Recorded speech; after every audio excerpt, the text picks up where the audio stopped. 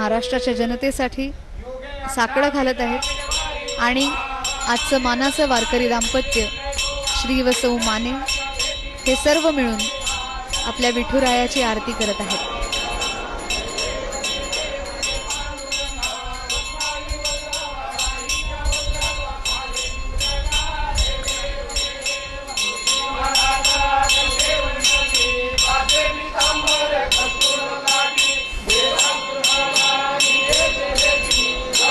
चला पंढरी